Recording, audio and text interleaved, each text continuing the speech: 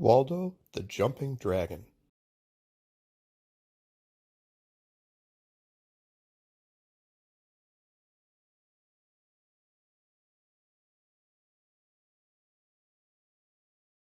Waldo was a jumping dragon, a jumping, laughing dragon, a jumping, laughing, friendly dragon, and he never looked where he was going.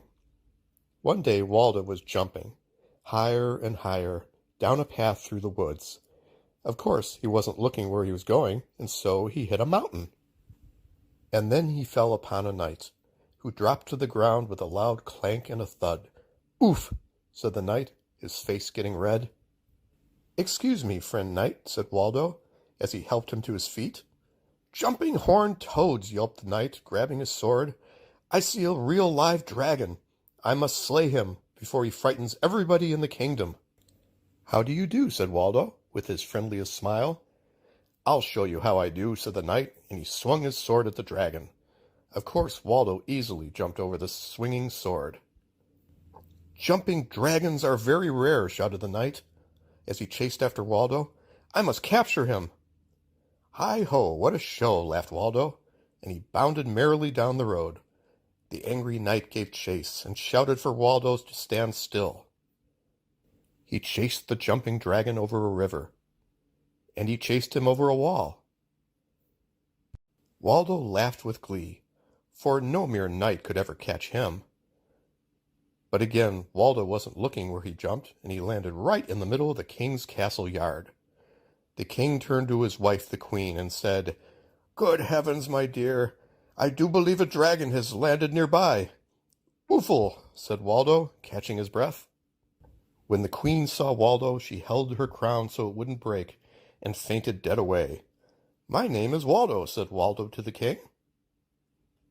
And the king held his crown and fainted dead away also. "I guess they have never met a friendly jumping dragon before," said Waldo, with a toothy smile. Then from the top of the castle wall, the knight jumped and landed on Waldo. "Oof!" said Waldo, blowing a great deal of smoke into the air. "Aha!" laughed the knight, holding Waldo around the neck. "I've caught you at last." "That you have, sir," said Waldo with a grin, "but there is a question as to who caught who," and he pointed toward the ground, which was several hundred feet below them. Waldo had jumped again. "Help!" shouted the frightened knight, hanging on to the jumping dragon's neck. "Help!" "Hang on tightly, Sir Knight," said Waldo, and he then did a loop, the loop, the loop, the loop. "Isn't this fun?" laughed Waldo, not looking where he was going as they dropped through the clouds. Before the poor knight could answer, they hit a tree. Luckily, some bushes broke their fall. "Enough!" shouted the knight, throwing his helmet to the ground.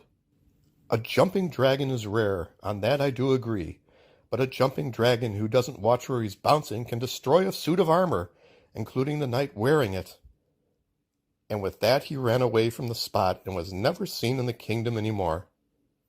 Waldo was sad for just a minute, because he rather liked that knight, but then he picked himself up and gave a little jump just to see if he still could.